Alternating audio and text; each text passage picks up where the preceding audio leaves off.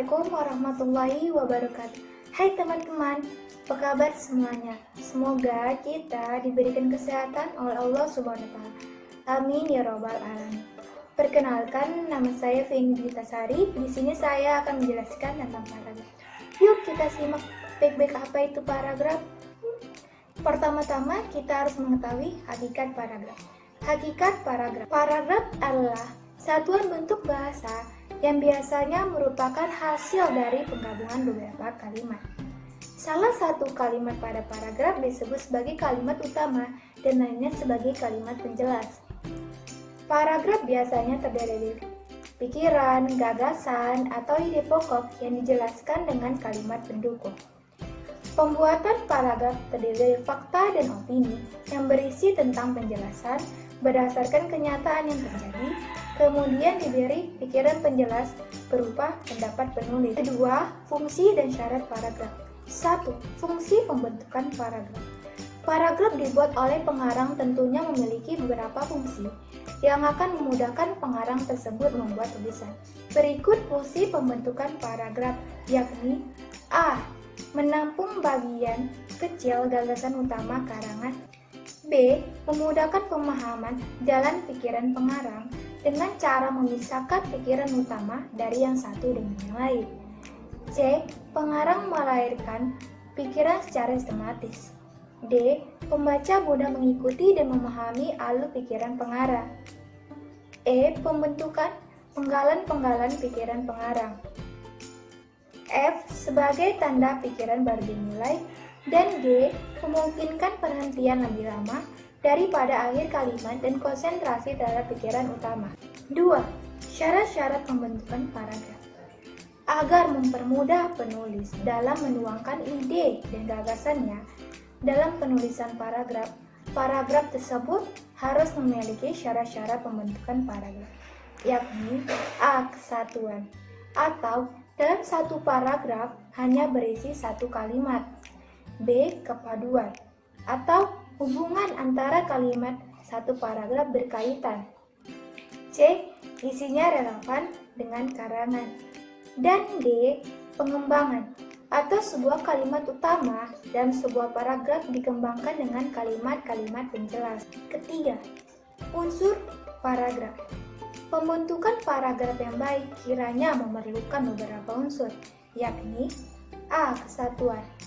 Artinya, kalimat-kalimat dalam satu paragraf harus menggambarkan hubungan dan menunjukkan ikatan untuk mendukung satu gagasan dan pikiran sebagai pokok pikiran. Kesatuan berarti ada hubungan mengenai masalah dan tema dalam pengembangan. B. Koherensi. Artinya, kekompakan hubungan antara sebuah kalimat dengan kalimat lainnya yang membentuk satu paragraf. Koherensi atau kepaduan yang terjadi timbal balik antara kalimat yang satu dengan yang lain. C. Pengembangan.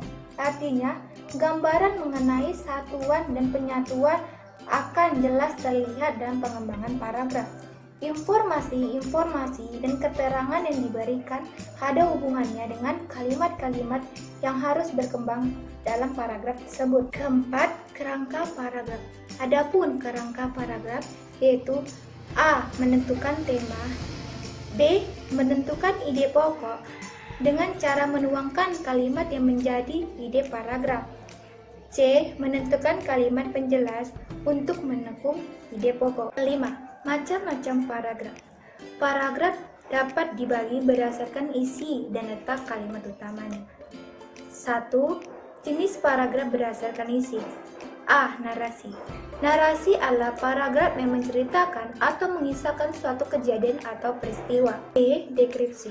Deskripsi adalah paragraf yang menggambarkan suatu objek sehingga pembaca dapat merasakan, melihat, dan mendengar objek yang digambarkan itu. C. Eksposisi.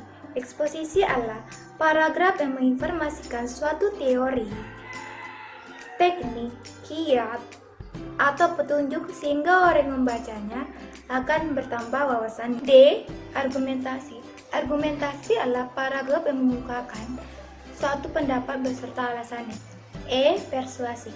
Persuasi adalah paragraf yang mengajak, membujuk, atau menarik pembaca agar melakukan sesuatu. 2. Jenis paragraf berdasarkan letak kalimat utamanya. A. Paragraf deduktif. Paragraf deduktif adalah paragraf yang dimulai dengan mengemukakan persoalan pokok atau kalimat topik, kemudian diikuti oleh kalimat-kalimat penjelas. B. Paragraf induktif. Paragraf induktif adalah paragraf yang dimulai dengan mengemukakan penjelasan-penjelasan, kemudian diakhiri dengan kalimat topik. Paragraf induktif terbagi ke dalam 3 jenis. 1. Generalisasi, 2. Analogi, dan ketiga kausalitas.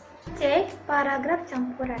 Paragraf campuran adalah paragraf yang dimulai dengan mengemukakan persoalan pokok atau kalimat topik, kemudian diikuti oleh penjelasan-penjelasan dan diakhiri dengan kalimat topik. Ya, paragraf berdasarkan fungsinya. A. Paragraf pembuka atau disebut sebagai paragraf pendahuluan. Contohnya, B. Paragraf pengembang. Contohnya, dan C. Paragraf penutup. Contohnya, sekianlah penjelasan dari saya. Semoga teman-teman dapat memaklumi dan memahami penjelasan saya. Saya akhiri dengan wabillahi taufiq wa hidayah. Wassalamualaikum warahmatullahi wabarakatuh.